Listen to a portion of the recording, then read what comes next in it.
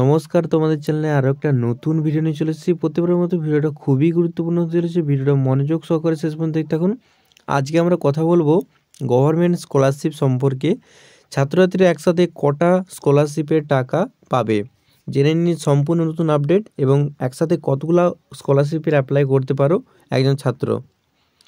Government scholarship ছাত্রছাত্রীরা একসাথে কটা স্কলারশিপের টাকা পাবে জেনে নিন নতুন আপডেট।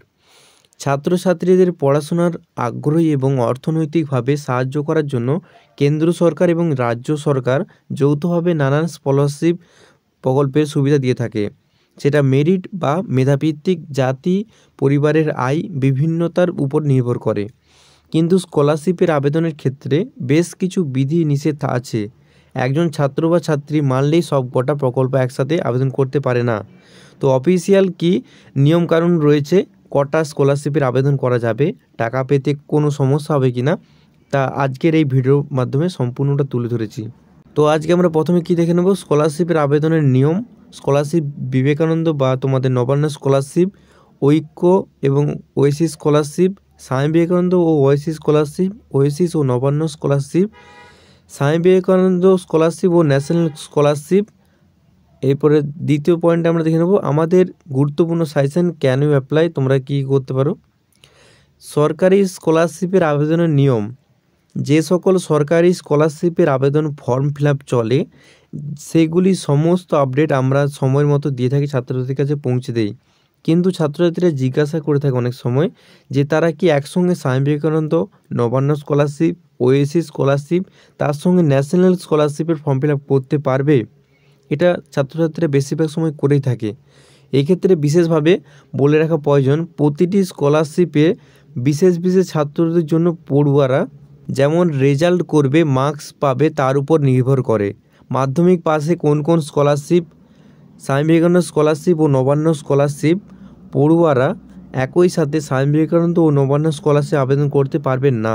যদি 50% থেকে 60% নম্বর পেলে তখন ওই নবান্ন স্কলারশিপ পাবে। 60%-এর বেশি নম্বর পেলে শুধুমাত্র স্বামী বিবেকানন্দ স্কলারশিপ বৃত্তি টাকা পাওয়া যায়। তোমরা যদি তাহলে 50%-এর উপরে এবং 60%-এর নিচে যদি নাম্বার পাও তাহলে নবান্ন স্কলারশিপ পাবে মাধ্যমিকের পরে। এরপরে তোমরা যদি 60% নাম্বার অতিক্রম করো, স্বামী বিবেকানন্দ স্কলারশিপের বৃত্তি টাকা পাবে।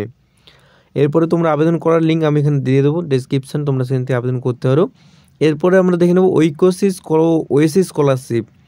যেসব সংখ্যালঘু ছাত্রছাত্রীরা ঐক্যশ্রী মাইনরিটি বা ঐক্যশ্রী স্কলারশিপের টাকা পায়, তারা ওবিসি এ হওয়া সত্ত্বেও ওয়েসিস স্কলারশিপ আবেদন করতে পারবে না। স্বামী বিবেকানন্দ ও ওয়েসিস স্কলারশিপ। স্বামী বিবেকানন্দ স্কলারশিপের পাশাপাশি ওয়েসিস স্কলারশিপে আবেদন করা যেতে পারে, কিন্তু কিছু নিয়ম আছে। যদি শিক্ষা প্রতিষ্ঠান বা কলেজ অনুমতি দেয়, শুধুমাত্র তখনই দুটো স্কলারশিপ আবেদন করা যেতে পারে।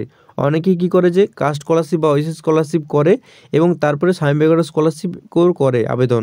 তখন সেক্ষেত্রে যদি শিক্ষা প্রতিষ্ঠান মতি দেয় তবেই তোমরা এই স্কলারশিপ আবেদন করতে হবে, নাহলে তোমরা যে কোনো একটা তোমাদের স্কলারশিপ ক্যান্সেল হয়ে একটা স্কলারশিপের টাকা তোমাদের অ্যাকাউন্টে ঢুকবে। কারণ স্কলারশিপ আবেদন ভেরিফিকেশনের কাজ স্কুল ও কলেজ কর্তৃপক্ষ করে থাকে, তাই নিজের স্কুল বা কলেজের অথরিটির সঙ্গে একবার কথা বলে নেওয়া অত্যন্ত প্রয়োজন, যাতে তারা করবে না করবে না সেটার উপর তোমরা জেনে নিতে পারো। এরপরে নেক্সট দেখে নেব ওয়েসিস ও নবান্ন স্কলারশিপ। নবান্ন স্কলারশিপে আবেদনের সঙ্গে জাতিগত এসটি এসসি ওবিসি স্কলারশিপ আবেদন করতে পারবে, কোনো সমস্যা হবে না। এখানে বলে রাখি, নবান্ন স্কলারশিপে আবেদনের সঙ্গে জাতিগত এসটি এসসি স্কলারশিপ আবেদন করতে পারবে, কোনো সমস্যা হবে না। এরপরে ওয়েসিস স্কলারশিপে তোমাদের ডাইরেক্ট এখান থেকে লিঙ্ক দিয়ে দেবো, সেখানে তোমরা অ্যাপ্লাই করতে পারবে। নেক্সট স্বামী বিবেকানন্দ ও ন্যাশনাল স্কলারশিপ।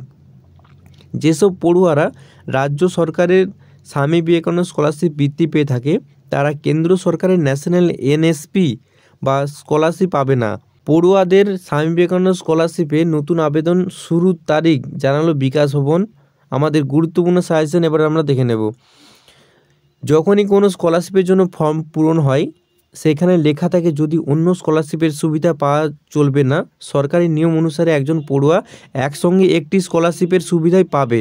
তো আমাদের ক্ষেত্রে আমাদের বলতে পারো, যদি আমাদের ক্ষেত্রে বলে থাকি, তো তোমরা অবশ্যই একটা স্কলারশিপের আবেদন করে থাকো।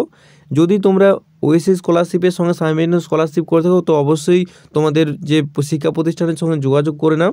এবং আমাদের ক্ষেত্রে আমরা বলবো যে একটাই যে কোনো স্কলারশিপে আবেদন করো, যেহেতু প্রত্যেক ছাত্র একটা করেই সম্ভব পাওয়ার কথা। তো আজ এই পর্যন্ত। ভিডিওটা ভালো লাগলে বন্ধুর মধ্যে শেয়ার করো এবং চ্যানেল নতুন থাকলে চ্যানেলকে সাবস্ক্রাইব করতে অবশ্যই ভুলবে না। দেখা হচ্ছে আরও এরকম গুরুত্বপূর্ণ ভিডিও নিয়ে। Thanks for watching this video.